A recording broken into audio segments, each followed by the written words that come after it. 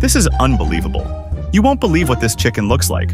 But first, leave a like and subscribe if you love cute animals.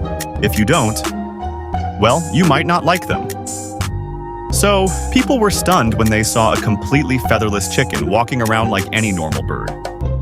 With its pink, bare skin exposed, some thought it had a rare disease, while others believed it was a genetic mutation.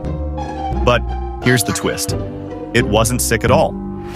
Farmers had intentionally removed its feathers as part of a controversial breeding experiment to create heat-resistant chickens, making them easier to raise in hot climates.